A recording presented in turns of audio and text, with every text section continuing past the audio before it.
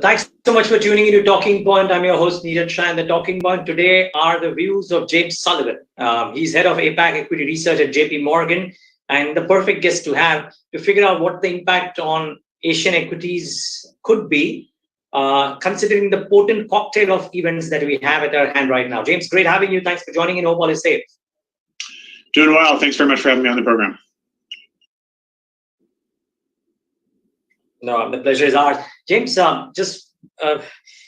what is front and center is what's happening on the geopolitical front. How are you guys factoring that in your equity outlook for the Asian region? No, thanks for that question. So there's a couple different angles that we're trying to take on this issue at JPMorgan. First is to recognize that from a broader narrative perspective, the impact of Russia and Ukraine on global earnings, and particularly the earnings in the major economies, is actually very small. So there's very little earnings flow through from these geopolitical issues directly into single stock or corporate level forecasts. The real transmission mechanism here, or transmission mechanisms, are twofold. Number one, the impact on commodity markets. One of the things that we're extremely focused on here at JPMorgan is that global commodity inventories, ex-China, and I'll come back to that point in a second, currently sit at a 5-year low. And so you're currently seeing extremely tight commodity markets really across the complex, from oil to base metals, and actually very significantly in the agricultural space. And so the backdrop to this conversation is we have a very, very tight global environment for commodities across the board. Russia, obviously a key producer, number 2 in the world in terms of natural gas, one of the top oil producers with 12% global market share. And so the primary transmission mechanism that we're looking at, other than risk-free rates, which I'll come back to in a second, is really the oil and energy markets. Oil at the moment, we actually, because of the tightness of supply, and we can go into what's going on in exploration and production, the impact of the green energy conversation into the tightness that we're currently seeing into global energy markets. But because of tight supply in the face of rising demand, we actually have a fair price for oil sitting somewhere between 85 to 94 US dollars a barrel. Oil's currently at 91. And so our base case argument here is not if this situation recedes to the background that we're going to get a significant downward move in oil. That's not our base case at all. We actually see upside to 94. And if the current situation continues to expand, then we see upside very easily to $120 a barrel. That has differential impacts on different markets. Obviously, India is a key importer of oil, takes that as a negative from a current account perspective, and generally you see a negative correlation between oil prices and the overall Indian equity market, differential impacts in different markets in Asia. But that forms the backdrop to the conversation. Just very quickly, the secondary transmission mechanism is obviously risk-free rates and just the pricing of risk into global equity markets. Because of the lack of impact on earnings, we actually see that as a relatively weak transmission mechanism. So it's really all eyes on commodities with a primary focus on energy. So hopefully it doesn't get into a full-scale war, not from a markets perspective, from a humanitarian perspective, but if it doesn't, you reckon there is virtually, except the commodity impact or the commodity complex, there's virtually zero impact in terms of flows or sentiment by and large on Asian equities because of Russia-Ukraine? That's correct. And again, we run a piece of analysis that looks at total inventories across the commodity complex by commodity. And the key takeaway, again, is we're currently sitting at only 48 days of consumption. Those are the lowest inventory levels that we've seen over the course of the past 5 years. For the energy complex in particular, it's this interesting dialectic going on of a green energy conversation forcing the energy majors to cut exploration and production investments that brings incremental supply offline and creates this scarcity or this tightness that we're seeing from a supply perspective. And as the global economy reopens, you're seeing this resurgence in demand. So obviously traditional economic theory, tight supply, rising demand, rising price. And that's where we end up from a balancing perspective. Okay, two-part question on that then, James, and then I'll get to Asia. So one is oil, specifically only oil, not the whole commodity complex. Would you believe, one of the theses is that while Russia remains a key driver, but because there is some allies, US, Canada, Saudi Arabia, and allies, so to say, and if indeed this side of the equation, which is the Russian side of the equation, goes down in terms of production, then supply from the other sides can be improved to ensure that oil prices don't go out of whack. Is that a legitimate assumption, or is it a difficult one? It's a difficult one because we don't see so much extra slack, again, in the production and exploration side of things to really take up that demand. If Russia is completely taken offline, again, that's 12% of global oil production, which is a very punchy number, one of the largest oil producers in the world. So it will be very difficult for the other countries to take the slack up and really offset the price impact of that, which is why we're forecasting really a fair oil price between 85 and 94 with upside to 120. Well, as an Indian market watcher, I hope it stays that way and doesn't really go out of whack. The other piece is commodities. That's a very interesting comment that you make about the inventory across the commodity complex. Would you reckon that commodities by and large could run hot for the better part of 2022? There is also a school of thought which says that for the foreseeable future until November, when the big event in China happens, they might kind of let go of this whole environmental stuff and get into boosting the economy, and therefore commodity demand might be high. Well, in fact, we've already seen that in China. You've seen a front-end loading of a lot of the fiscal stimulus in China, which normally we see in the second half of the year. So you've already seen a significant relaxation, particularly of fiscal policy in China in the first half of the year, which again is seasonally odd. We don't normally see that in terms of the normal pattern of government expenditures in China specifically. So you've already seen that start to come into play. On top of that, you've got the US reopening, you've got Western Europe reopening, you have India reopening, and really much of Asia outside of China and Hong Kong, which are still following these zero COVID policies, which clearly have an economic impact. But at JPMorgan, we're positive. Energy as really as our top sector across markets globally. We are positive across the rest of the commodities complex. In particular, agriculture is interesting. Again, you are seeing very tight inventories really across the complex. And growing seasons will become increasingly important. We're looking very closely as an example of the summer growing season in the United States to try to gauge the impact on ag prices as we look through the second half of this year. Okay. James, so now looking at that, I mean, the potent cocktail, I mean, one, geopolitics and commodities, to the fact that the underlying theme of rising interest rates and maybe the withdrawal of QE as well, all of that bunched together in the first half of this current calendar. What does it mean for equities? Is your stance neutral? Is your stance slightly risk-free, or is your stance aggressive, considering that equities world over have come off a little bit from where they were about a couple of months ago? So I'll start where you ended, which is the current state of equity markets. The beauty of the job that I'm very lucky to hold right now is that it's not just about predicting the future. It's about predicting the future relative to what markets have already priced in. And we have to recognize that we have seen one of the biggest drawdowns in terms of equity market ownership globally on a year-to-date basis that we've seen in many, many years. So there's not that much in the price. Valuations are still punchy in certain markets, but in terms of actual positioning, equity investor positioning is relatively wide across the globe. And in certain sectors, that's become somewhat extreme. Energy, as an example, has underperformed the S&P by 14% over the course of the past year and a half. Energy, interestingly, has underperformed at the actual commodity price of oil by 21%. And so we do see significant upside, again, as we discussed earlier in the program, particularly in the exploration and production space, which is where we see a lot of the incremental demand. From a short-term perspective, we've seen some growth stock outperformance over the course of the last couple of days as we've gone through this de-risking trade on the back of geopolitical issues, primarily regarding Russia and Ukraine. However, what I would continue to stress, and we've talked about this in previous programs, the strange nature of global growth for the past 5 to 10 years has been the massive missing component, which has been the CAPEX cycle. And so the economic growth and the resurgence that we've seen as we've come out of the pandemic has really existed in the complete and utter absence of a corporate investment and a global CAPEX cycle. The critical difference that we're seeing second half of last year, first half of this year, is finally a resumption of that CAPEX cycle. What does that mean for investors? What does that mean for markets?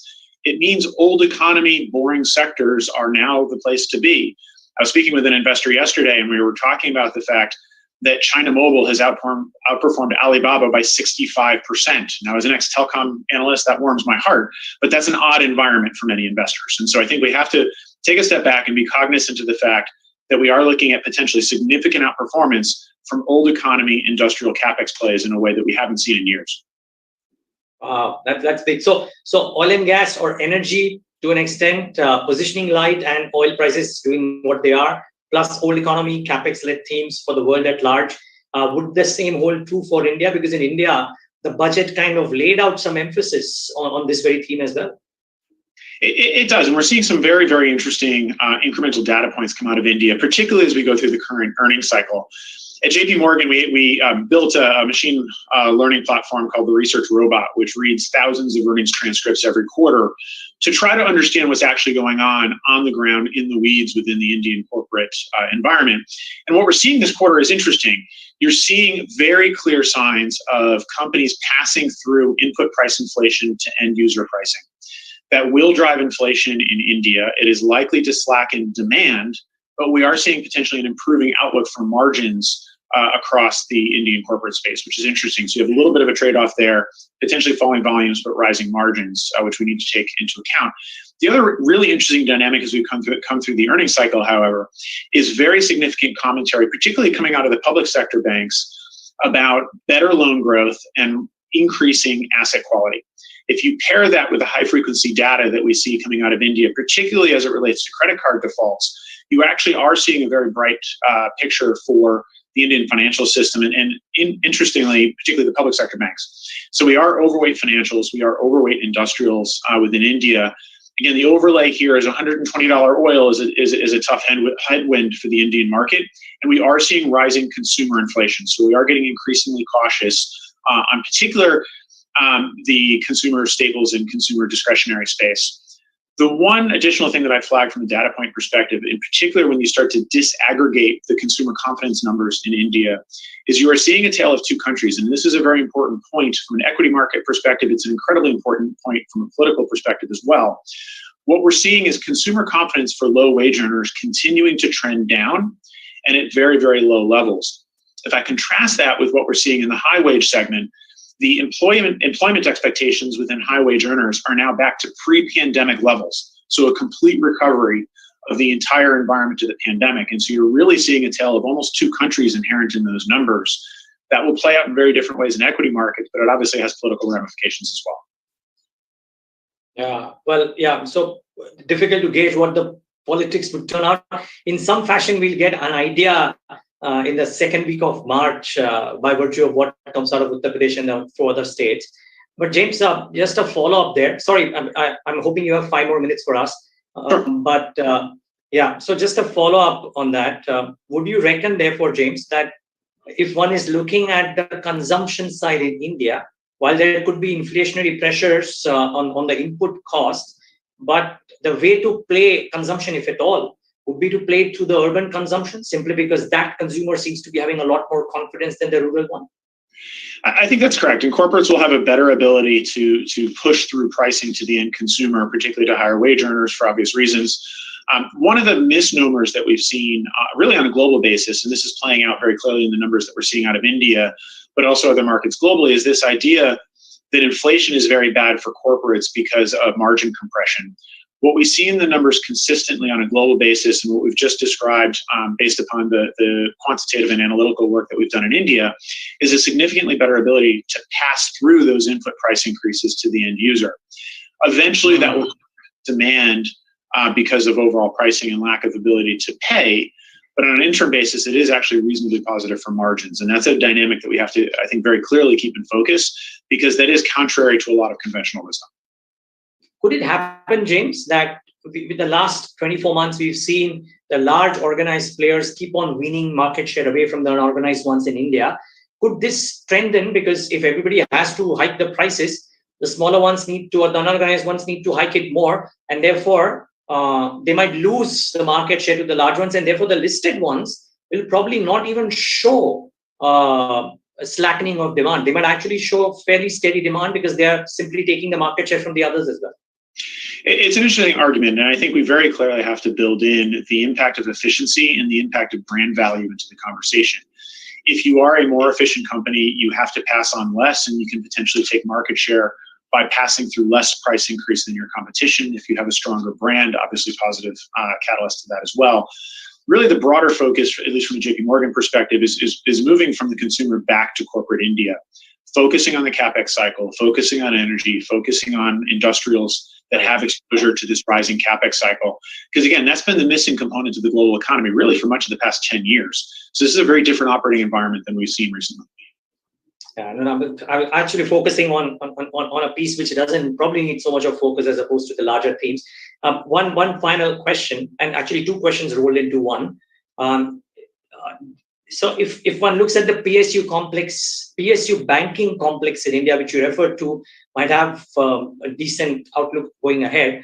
Usually, just the one or two names stand out for global investors. Could that change? Could the lack of supply mean that global investors might look at more set of PSU banks? Maybe you answer this and then I'll ask my final question, James. Sure. And what we're seeing are really very strong macro trends that will impact the broader industry. And so instead of getting into stock picking within the sector, we'd really rather focus on asset allocation to the sector as a whole. Again, we're seeing rising levels of economic activity across India as the economy reopens. We're seeing falling credit card delinquencies, which are a very positive sign from an asset quality perspective. And critically, off the back of the research robot work, if you will, that we did off the past quarter, you're seeing a lot of commentary regarding better expectations regarding loan growth and better expectations regarding asset quality. And that's sector-wide. That's not necessarily company-specific. Got it. My final question, James, and that is on the CAPEX side. We started this off when I was asking you the consensus belief is that the private CAPEX cycle is still 12 months away. For now, it will be government-led, and therefore, if you want to play the industrial or the CAPEX theme, play it to the suppliers as of now, because the private main CAPEX is not happening for the next 12 months. Is that a fair assessment? How would you play it? Look, I think it's dangerous to assume, particularly in India, that you're going to get a CAPEX cycle that's purely seeing the pump priming done by the government. And we've talked in prior programs regarding the government debt levels and what that means in terms of the potential to push fiscal stimulus into the Indian market, separate and distinct from monetary stimulus. A different situation in India than perhaps we see in other regional economies. And so I think it's difficult to argue that this will be purely driven by government expenditure. What we're seeing on a global basis, and this is just true in India as well, is this resumption of the private CAPEX cycle. And so particularly, if that's not embedded in street expectations right now, then that's a very interesting place to look. So you are penciling in a resumption or a coming to age of the private CAPEX within the first half of the next fiscal, before October?